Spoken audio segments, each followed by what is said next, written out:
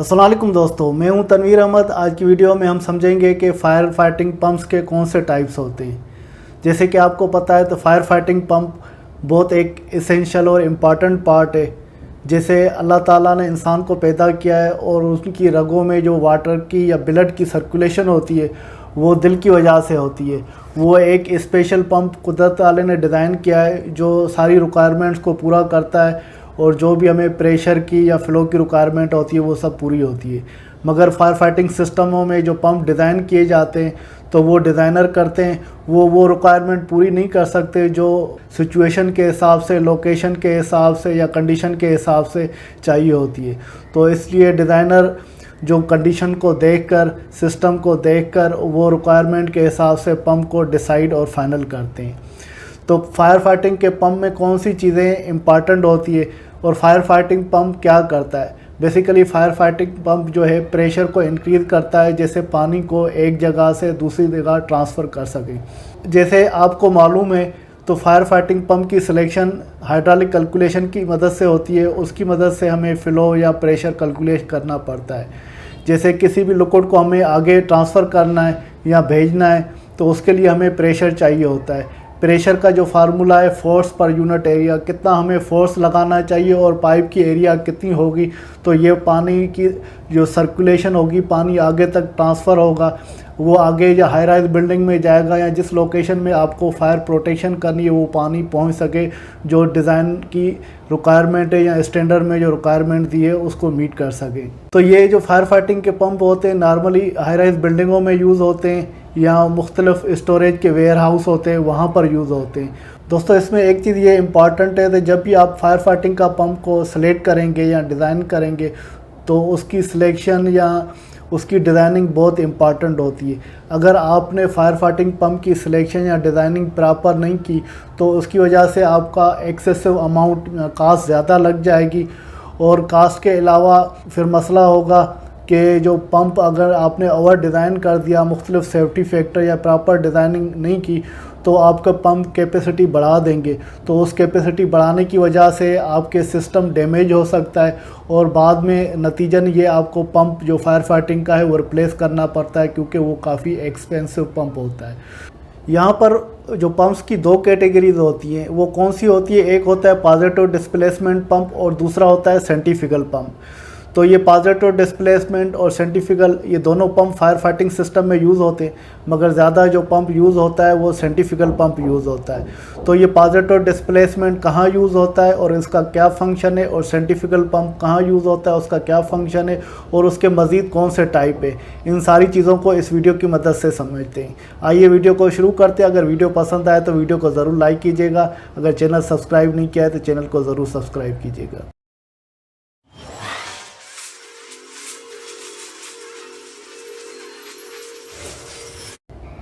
दोस्तों positive displacement pump में एक ये खासियत होती है कि वो कुछ वॉल्यूम जो पानी का है उसको लेकर रोटरी मोशन या सर्कुलेशन मोशन की वजह से और उसके अलावा प्रोकेटिंग मोशन की मदद से चलते हैं या वो टू एंड फ्रो मोशन की मदद से चलते हैं या पिस्टन उसमें होता है और उसको पानी के सप्लाई करता है और वो पानी को डिस्चार्ज करता है। तो जितनी क्वांटिटी स्पेसिफिक वॉल्यूम लेगा उतनी ही डिस्चार्ज करेगा। इसका मतलब है तो उसका जो वाटर का फ़्लो होता है वो डिस्चार्ज होता है, वो कांस्टेंट नहीं होता, वो वेरिएशन होता है। तो उसका मिसाल यूँ ले लें, अगर एक साइकिल ले लें, उसके दो पेडेस्टल ले लें, आप जितना उसमें साइकिल को चलाएंगे, फोर्स लगाएंगे, उस हिसाब से वो उसके टायर घूमेंगे। अगर आप पंप कनेक्ट कर दें तो पंप की से वाटर जो निकलेगा वो भी आपके लोड या पेडस्टल के हिसाब से कम या ज़्यादा निकलेगा। तो इसका मतलब है ये पॉजिटिव डिस्प्लेसमेंट पंप है तो वो उसका फ़्लो जो डिस्चार्ज है वो कांस्टेंट नहीं होता और वो हमेशा प्रेशर बढ़ाता रहता है। तो जैसे आप पंप को चलाएंगे तो वो उसका प्रेशर ग्रेजुअली वो इंक्रीज़ होता जाएगा। अगर लाइन कहीं से चौक हो गई, बंद हो गई, तब भी लाइनों में प्रेशर इंक्रीज़ होता जाएगा और एक लिमिट आएगी तो वो सिस्टम फट भी सकता है अगर जो डिस्चार्ज ऑफ वाटर नहीं हो रहा है तो लाइनों में या फायर फाइटिंग के किसी सिस्टम में। और ये जो पॉजिटिव डिस्प्लेसमेंट पंप होते हैं ये कॉमनली यूज़ नहीं होते फायर फाइटिंग सिस्टमों में, मगर ये दो लोकेशनों में यूज़ होते हैं। एक मिस्ट सिस्टम में यूज़ होता है और दूसरा फोम वाटर सिस्टम में ये यूज़ होता है। ये ख़ास या स्पेसिफिक लोकेशन में यूज़ होते हैं, जबकि सेंट्रीफ्यूगल पंप हर जगह पे फायर फाइटिंग के सिस्टमों में यूज़ होता है क्योंकि उसमें सेफ्टी फैक्टर ज़्यादा है as compare to positive displacement pump के। तो पॉजिटिव डिस्प्लेसमेंट पंप की जो 2 क्लासिफिकेशन होती हैं वो 2 क्लासिफिकेशनों में डिवाइड होता है। वो कौन कौन से 2 क्लासिफिकेशन में होता है? एक होता है रोटरी पंप। रोटरी पंप जो रोटेशनल मोशन की वजह से जो पानी का वो डिस्चार्ज कर रहा होता है और पॉजिटिव डिस्प्लेसमेंट में होता है, तो उसको रोटरी पंप बोलते हैं। वो वेन टाइप का भी होता है, गियर टाइप का भी होता है, मुख्तलिफ टाइप्स के होते हैं। और उसके अलावा रेसिप्रोकेटिंग पंप, जैसे पॉजिटिव डिस्प्लेसमेंट पंप होते हैं रेसिप्रोकेटिंग मोशन की मदद से चलते हैं, या वो टू एंड फ्रो मोशन की मदद से चलते हैं, या पिस्टन उसमें होता है उसकी मदद से चलते हैं। तो इस वजह से ये लो प्रेशर जो वाटर होता है उसको लेकर हाई प्रेशर में कन्वर्ट करते हैं, पानी को ट्रांसफ़र करते हैं। और ये इनका जो प्रेशर वो पॉजिटिव डिस्प्लेसमेंट पंप हमेशा प्रेशर को इंक्रीज़ करता जाता है और उसका जो डिस्चार्ज वाटर का फ़्लो होता है वो कांस्टेंट नहीं होता। सेंट्रीफ्यूगल पंप, जैसे कि आपको मालूम है, कॉमनली फायर फाइटिंग सिस्टम में यूज़ होता है। बहुत से सिस्टम में हर लोकेशन पे आपने सेंट्रीफ्यूगल पंप लगे हुए देखे होंगे, मगर काफ़ी टाइप्स के वो पंप्स होते हैं। मगर सेंट्रीफ्यूगल पंप जो काम किस तरह करता है, वैसे तो फायर फाइटिंग के जो सेंट्रीफ्यूगल पंप है वो भी पंप सारे ही प्रेशर को इंक्रीज़ करते हैं और फ़्लो की क्वांटिटी के हिसाब से डिसाइड होते हैं तो कितना प्रेशर और कितना फ़्लो होना चाहिए। मगर इसका वर्किंग मैकेनिज़्म इस तरह होता है, जब ये पंप ऑपरेट होता है तो इसमें एक सेंट्रीफ्यूगल फोर्स पैदा हो जाती है, प्रोड्यूस होती है। वो स्पिनिंग की मदद से होती है। जैसे आप मोटर के साथ शाफ्ट कनेक्ट होगी और इम्पेलर लगा होगा और उसमें इम्पेलर के जो इनलेट है वहाँ से पानी दाखिल होगा, वो हॉरिजॉन्टल डायरेक्शन में सपोज करें पानी दाखिल होगा, वो हॉरिजॉन्टल से 90 डिग्री में हो जाता है और इम्पेलर के सेंटर से डिस्चार्ज होता है।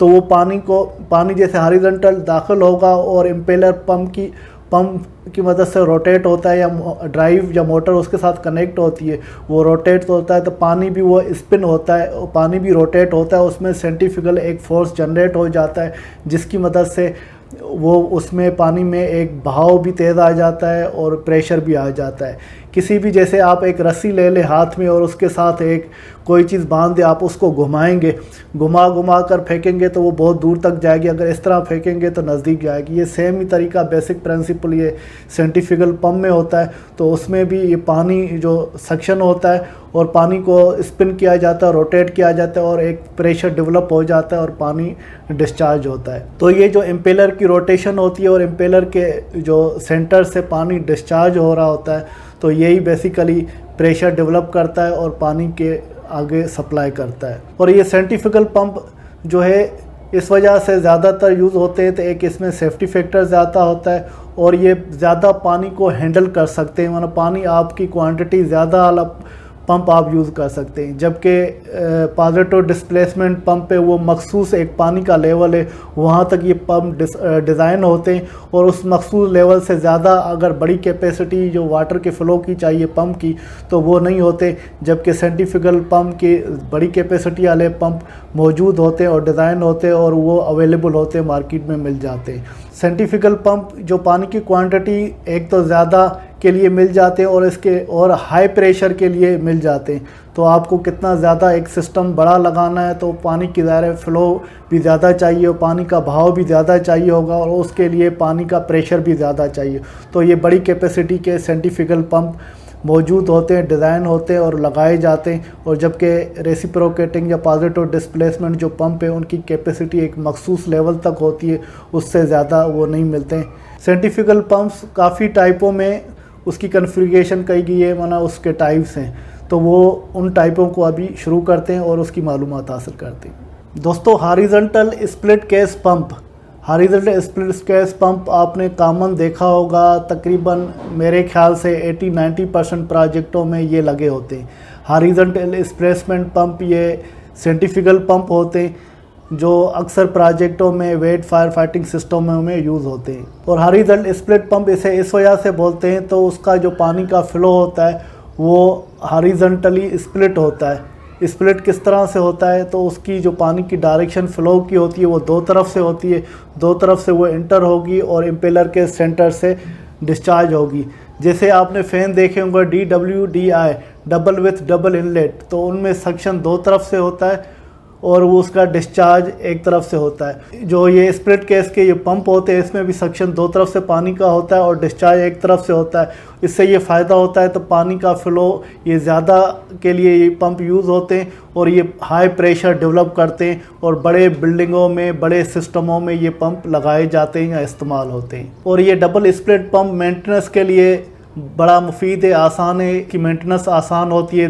दो केस में ये स्प्लिट होता है, अगर मेंटेनेंस करनी है तो इसको बीच से आप खोल के इसको स्प्लिट कर सकते हैं, दो हिस्सों में जुदा कर सकते हैं और उसमें अंदर जो भी इम्पेलर का काम है, बेरिंग का काम है, बुश का काम है, गैस्केट का काम है, बहरहाल जो भी इंटरनल वर्क्स आपको करने वो आप आराम से इसमें कर सकते हैं और मेंटेनेंस पॉइंट ऑफ व्यू से बड़ा फ़ायदेमंद है। इस तरह से जो भी इसके जो पार्ट्स है उस पर आपको एक्सेस करनी है काम के पॉइंट ऑफ व्यू से, तो वो आप आराम से कर सकते हैं इसमें। और ये साइंटिफिकल पंप हाई रेंज के आपको पंप मिलेंगे, हाई प्रेशर के पंप मिलेंगे और ये पंप जो मार्केट में अवेलेबल होते हैं और स्टैंडर्ड कैपेसिटी के आपको मिल जाते हैं। इस वजह से इसके लिए स्पेशल कोई वर्किंग नहीं करनी पड़ती और काफ़ी बड़े सिस्टमों के लिए मिल जाते, छोटे से बड़े सिस्टमों के लिए आपको अवेलेबल होते हैं। जो इसका जो फ़्लो होता है वो 5000 GPM के ये आपको मिल जाते हैं, जबकि दूसरे पंप होते हैं वो 1500 GPM या उससे कम के मिलते हैं। जबकि ये वाले पंप जो 1500 GPM से 5000 GPM तक आराम से